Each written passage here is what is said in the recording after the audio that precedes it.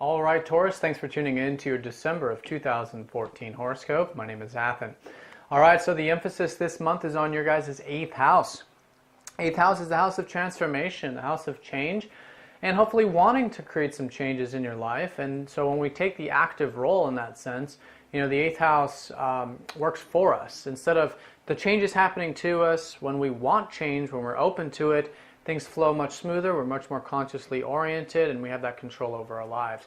Now the reason I say that is because we have a lot of activity involving Pluto this month, Pluto transiting your 8th house. So over the past many years, you guys have been going through transformations in terms of you're releasing the way life changes, in essence, and that there's beginnings, there's endings, and the best way to flow with it is to release attachment to it. And that's what Pluto is showing you. Pluto is showing you essentially that things come and things go. Things are born, things die, and that's the nature of life, and it's very beautiful, actually. And so this isn't new to you. This has been going on for a while, but this month we do have that second to last square with Uranus and Pluto this month, and that's involving that 8th house. It's also involving your 11th house, which has to do with your ideals, which is where Uranus is transiting. So you guys are noticing how your ideals are changing, and there's this higher self that's really showing you all the different ideals that you have, all the things you enjoy, or all the visions you have for the world and for yourself, essentially, and how you can be more in alignment with that, how you can ground those energies and embody them in your day-to-day life. So this has been an ongoing thing for the past couple years with this square between Pluto and Uranus, but this is the second to last hit to this. We're finishing up now, the last one being in March.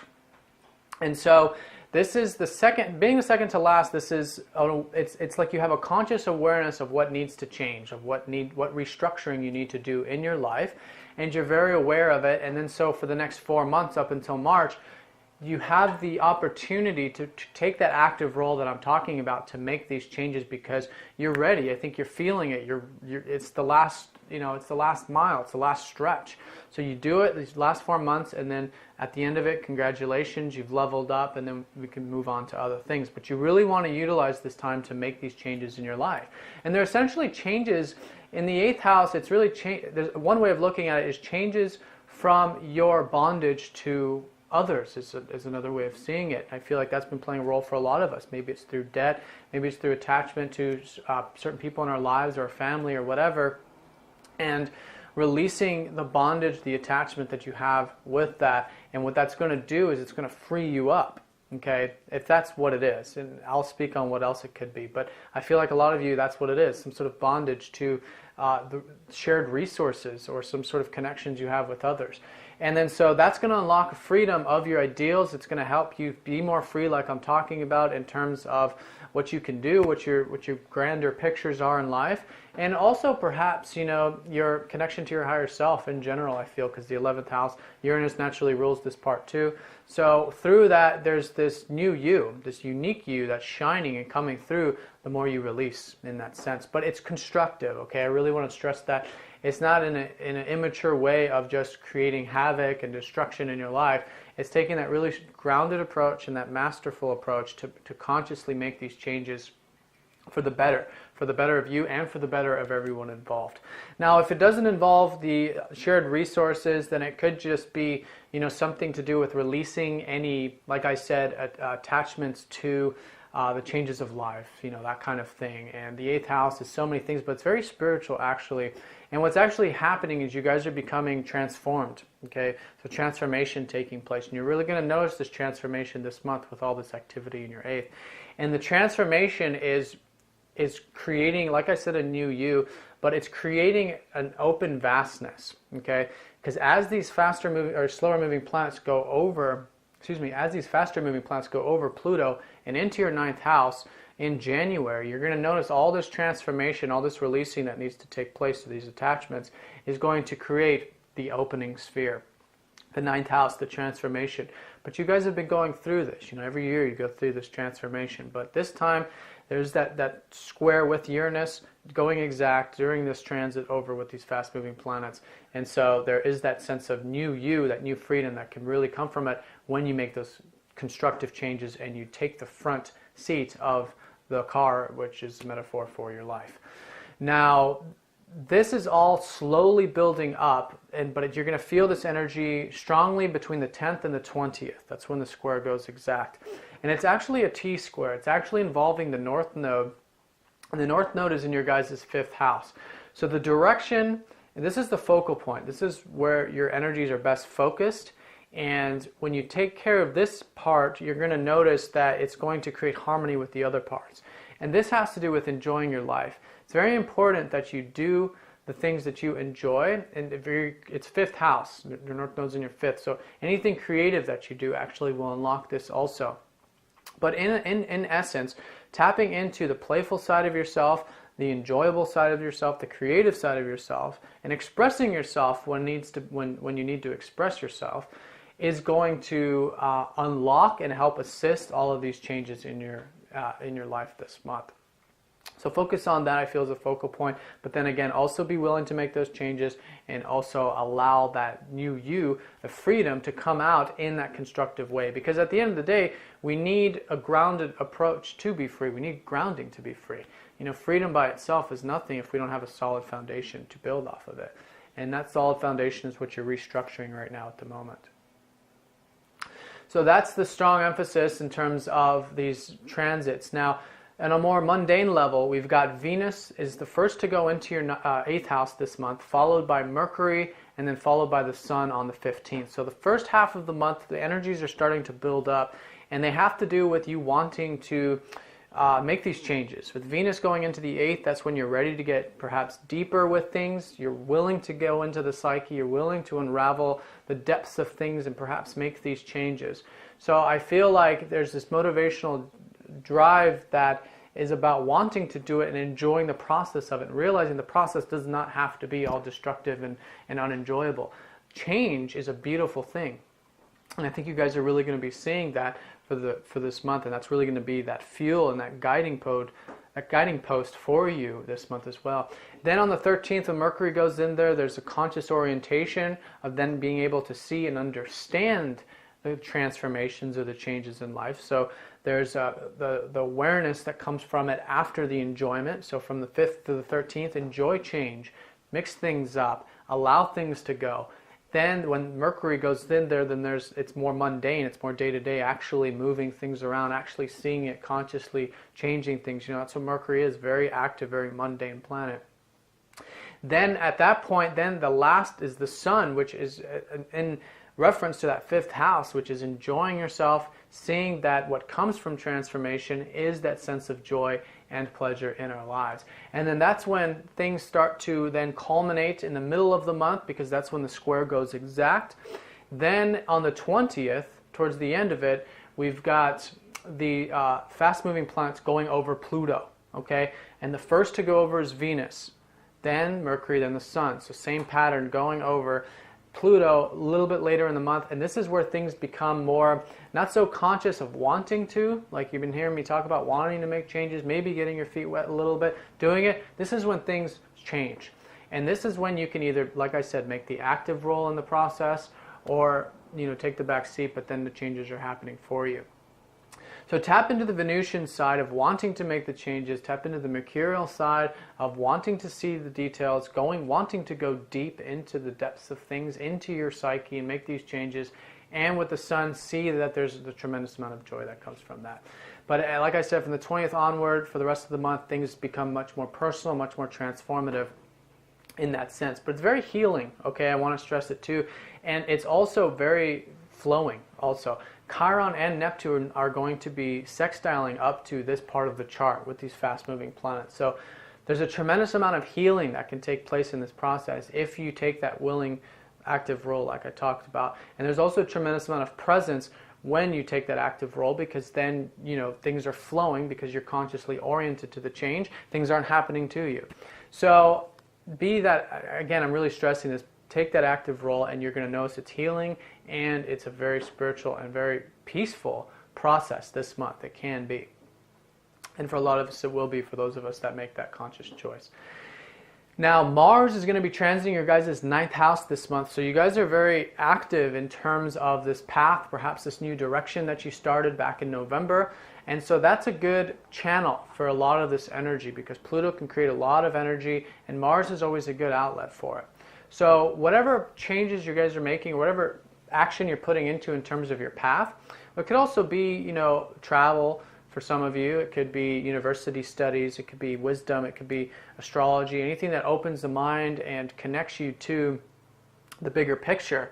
Whatever that is that you're putting energy into, continue with that, because that's going to be, I think, a good channel for a lot of this energy this month. And a lot can get done in terms of those areas as well. Now, those are the fast planets, all of them, including Mars. Let's talk about Jupiter. Jupiter has been transiting your guys' third house for almost a year now. So there's been a lot of expansion taking place in your guys' social sphere, or there could have been, you know, or there's an opportunity for it. And so continue with that opportunity and reach out, connect, join the marketplace, go into the city, mingle. All of that is third house related. If it's involving your work, you know, it's getting more, you know, networking and that kind of thing. But it's just overall enjoying life in a social sense. Getting out there, and you're going to see a lot of opportunities are coming to you when you do that. But Jupiter is going retrograde this month. He's going retrograde on the 9th. So there's going to be a reflection. This is the last reflection for Jupiter transiting your third. So for the next few months, really reflect and see how you joining society, you getting in there, mingling, socializing is really providing a tremendous amount of positivity and expansion in your life. Okay, and for some of you, it could be a time of withdrawing, and that's okay, to reflect on that. And learning also, you know, with any retrograde planet in the third house is a time of learning and going through that reworking and thinking about things. So use this time, perhaps introspective, to really see how your life is unfolding in terms of the social aspect of things, but also how your life path is being shaped and created the more you get out there and share, essentially, and give with others, because that's at the end of the day what the third house is all about. But it could be also on a mundane level, you guys are becoming more practical, knowledge-based, getting more refined with big picture stuff in a more practical sense, you know, like it's not so much philosophy, it's learning, like, you know, mechanics or electrical work, you know, the mundane physical things of life. You know, that could be the case for the next few months as well. Now, Saturn is transiting your guys' 7th house. He just recently went in there in November. So there's this newness in terms of this structure that you guys are building with your relationships. New commitment, more maturity in relationships, etc. So continue with that. That's going to create the foundation and good sense of structure. Allow people in your life to provide that stability for you through the relationships, and I think also providing that stability for others, but coming together on a mutual sense for mutual stability and support is really going to be a very strong foundational element to all of these shifts and changes which are happening this month. Now, like I said, on the 20th, there's a pivotal point, and one of the reasons is that Mars is going to be sextiling up to Uranus during this time. So all this work, that whatever this path is, this energy that you guys are putting, whatever energy you're putting into in terms of your path, you're going to notice a tremendous amount of freedom later on in the month that can come from this. And it's a freedom of ideals and just the overall feeling of feeling like you're embodying your higher self. And that is going to loosen things up and I think get you more, there's going to be a shift, okay? And it's a shift of freedom. You guys are going to be feeling a lot more free towards the end of the month, around the 21st. But it's all coming from moving in that life path direction, whatever it is for you with Mars in that 9th house. So that's another emphasis I want to say in terms of really putting that energy into the path. Whatever you've been starting, whatever new direction you've really been starting since November. Now, let's talk about the moon this month. This is still important, but it is kind of a little bit of a, you know, it's taking the back seat in terms of a lot of this other very transformative energy happening this month, but it's still very useful. We have the full moon happening in your sign this month, so this is happening on the 6th. So early in the month, I feel like there's this awareness that's coming about in terms of what you can achieve, what you can do, what your goals are, okay? And so that could be the time. Really pay attention around the 6th, how you're doing. It's a status check. You know, when the full moon comes to the 1st house, you have complete awareness of what's going on in terms of your goals, ambitions, and who you are and what you want out of life.